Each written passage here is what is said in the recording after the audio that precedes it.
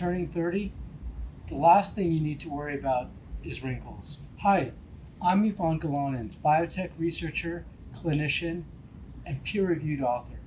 Welcome to Aesthetic Fitness. Here we discuss the science of aesthetics, how you look, with the same scientific rigor that other channels discuss nutrition and exercise. Here's why people turning 30 shouldn't worry about wrinkles.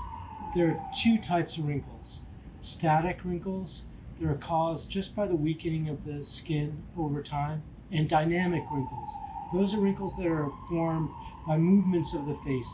You see them here, you see them here, and here. Static wrinkles are not something that people in their 30s are going to see for a decade, maybe even 2 decades. Dynamic wrinkles. Now, those you're going to see earlier, but here's the problem. There's nothing that you can do to prevent them. There's no clinical evidence for any protocol that you can implement that will prevent the wrinkles from happening. So don't worry. So what about BOTOX? BOTOX prevents the muscles from moving. Wouldn't that prevent the formation of dynamic wrinkles? Stay tuned for the data. You're going to be surprised. So this paper provides the only evidence that we have to use BOTOX to prevent facial lines. And it's not a clinical study, it's an observation of 2 identical twins. And here they are. This is the untreated twin. This is the treated twin. They're 38 years old in these pictures. This twin was treated with BOTOX for 13 years in the forehead and glabellar region and for 2 years in the crow's feet. The author claims that there's a significant reduction in forehead lines.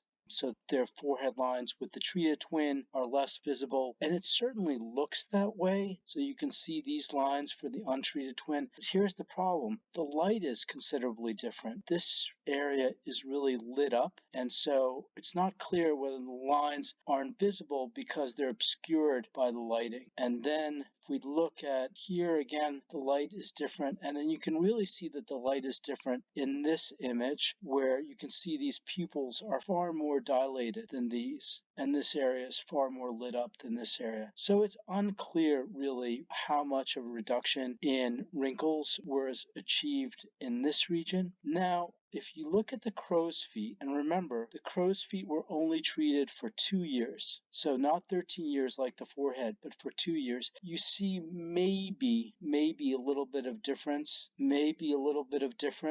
but when she's smiling, all of a sudden, these lines are much more significant than these. But notice, the smile is much bigger for the untreated twin than the treated twin. So you don't know, are these lines really bigger because they are bigger or because she's smiling more? And here are 2 other issues that I have with this study. One is if we look at really the eye area here, you see how much worse it is for the untreated twin? See how there's real depletion under the eyes here, and that doesn't appear to be the case with the treated twin? That is an effect of BOTOX. That's an effect of something else. And it makes you wonder if there is a difference, for example, in the forehead. Is it the BOTOX, or is it that this twin isn't taking care of herself in the same way that this twin is? And you also notice, I think, this face is more heavy set than this one. This twin seems to be thinner. So you really don't know. And then here's the other thing that we really don't know. So when these pictures were taken, there was still residual effect of the BOTOX. It hadn't worn off yet. So we don't know whether the small differences, seeming differences in wrinkles are the result of the preventative effect of the BOTOX or the residual effect of the BOTOX. And so if you have to keep getting the BOTOX injections every 3 to 4 months to maintain this modest difference, are you really preventing